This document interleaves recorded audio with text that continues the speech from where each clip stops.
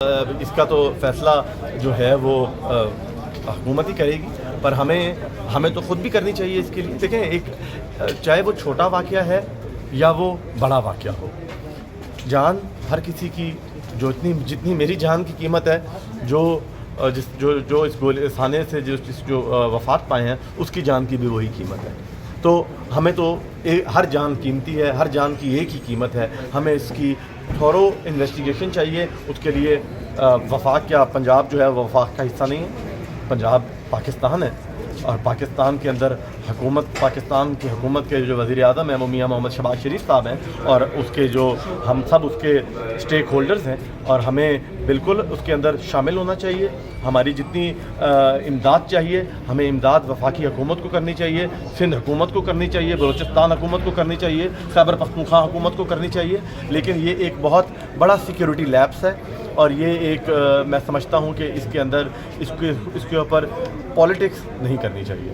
کیونکہ ہمارا جو خدشہ ہے وہ خدشہ یہی ہے ایز بینگ اے پولیٹیشین. اور جو ابھی میں جس پولرائزیشن کی جنگ اور جو ایک نفرت کی آگ سے کا الیکشن لڑ کر اس ایوان میں پہنچا ہوں، تو میری جو اپریہنشن ہے وہ یہی ہے کہ ہمیں کسی بھی سیاسی جماعت کو اور بالخصوص تحریک انصاف کو اس کے اوپر سیاست نہیں کرنی چاہیے. ایک واقعہ آج اس نے کہا کہ مذہبی جذبات مجروح ہوئے تو میں نے اس لیے یہ کام کیا. آپ نے الیکشن کے دوران کمپین میں بھی مذہبی کارڈ کا سہارا لیا تھا.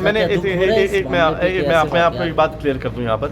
چلیں، آپ سارے دیکھ رہے ہیں، وہ آپ لوگ وہاں پر تھے نہیں اس وقت. وہ ایک جو میں بات کر رہا تھا اس کو غلط کانٹیکسٹ میں لے لیا گیا کہ میں نے وہ مذہبی کارڈ استعمال کیا. وہ ایک لمیٹڈ 50-100 لوگوں کے درمیان میں ایک بات ہو رہی تھی، کوئی جلسہ عام نہیں تھا.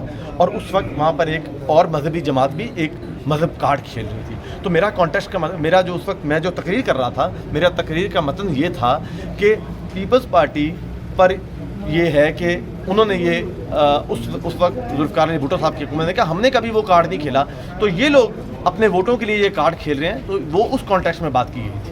تو آپ سمجھتے ہیں کہ یہ جو واقعہ ہے یہ اسی مذہبی کارڈ کھیلنے کی جو سیاست ہے اس کا نتیجہ ہے؟ دیکھیں، مذہبی کارڈ کس نے کھیلا ہے؟ نہیں، ویسے جس نے بھی کھیلا ہے یہ اس کا نتیجہ ہے. آج جو پچھلے چند مہینوں میں تو کوئی ایسا نہ کسی مذہبی جماعت نے کوئی ایسا واقعہ نہ اتنا کوئی بڑا شو کیا، نہ وہ ایکٹیو نظر آئے ہیں ہمیں.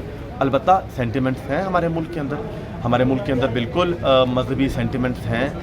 لوگ نکلتے ہیں، ان کے اندر ایک اس طرح کا ان کے اندر ایک میں کیا کہیں گے جذبات ہیں.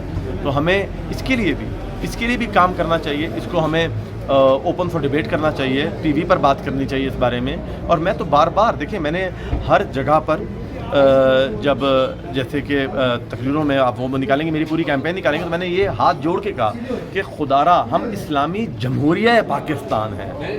اسلامی جمہوریہ، ہم جمہوریت کا لفظ بیچ میں ہے، تو خدارا مذہب کو سیاست سے علیحدہ رکھیں.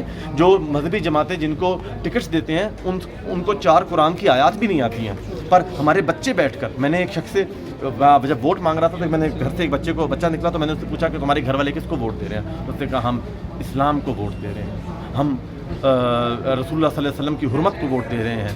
تو اور وہ بہت چھوٹا بچہ تھا، اس کے اندر اتنی نفرت تھی کہ میں یہ اسی کی تناسب میں جو میں تقریر کی وہاں پر، وہ اسی چک میں تھا، اور وہ بہت رورل ایریا تھا. میرے لیے وہ بہت تشویشناک بات تھی.